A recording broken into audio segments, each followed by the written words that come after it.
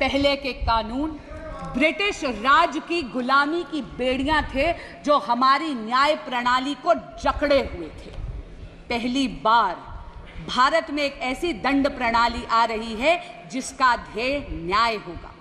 क्योंकि अध्यक्ष जी, जब कोई ऐसा कानून विलायती हुकूमत बनाती है तो उसका उद्देश्य न्याय नहीं होता, उसका उद्देश्य दमन होता है, क्योंकि वो चाहती है कि उसकी हुकूमत बरकरार रहे। लेकिन पहली बार देश में भारतीय दंड प्रणाली आएगी जिसका ध्येय न्याय होगा, न्याय को प्राथमिकता देगी। और हमारे यहाँ कहते हैं justice delayed is justice denied. ये वो क्रिमिनल सिस्टम होगा लॉज का जो एक एक्सपीडियंसी लाएगी, एक तेजी लाएगी भारत के क्रिमिनल जस्टिस सिस्टम में। कम्युनिटी पेनल्टी पहली बार भारत में इंट्रोड्यूस हो रही है। इसका मतलब है at the heart of these laws is not only deterrence of law and punishment but also a sense of reformation.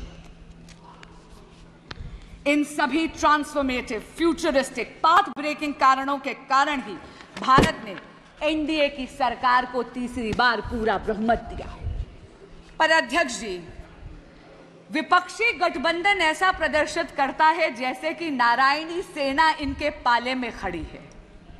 पर अध्यक्ष जी, इतना जरूर कहूंगी, कृष्ण तो कर्म के कायल हैं, इसलिए उनका आशीर्वाद तो नरेंद्र मोदी जैसे कर्मयोगी पर पुनः बरसा है। विपक्ष चाहे ये दिखाने का प्रयास करे कि स्वयं अक्षोहिणी सेना उनके पास है। अध्यक्ष जी, बहुत चौंकाने वाली बात है कि वो विपक्ष जिसने आपातकाल लगाने का अधर्म करा, वो विपक्ष जिसने भारत के संविधान को गला घोटने का अधर्म करा, जिसने इस देश के लोकतंत्र की हत्या करने का अधर्म करा, वो विपक्ष जिसके गठबंधन के सदस्य आज भी दिल्ली में एक कॉन्स्टिट्यूशनल क्राइसिस क्रिएट करते हैं क्योंकि वो अपनी जिद पे अड़े हुए हैं कि वो अपनी सरकार जेल से चलाएंगे।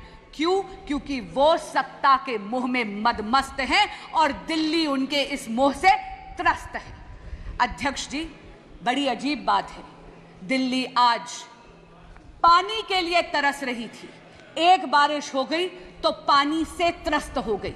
लेकिन ऐसा लगता है कि विपक्षी गठबंधन में या आम आदमी पार्टी में एक आपातकाल और एक अकाल पड़ा हुआ है कॉम्पिटेंस का और टैलेंट का।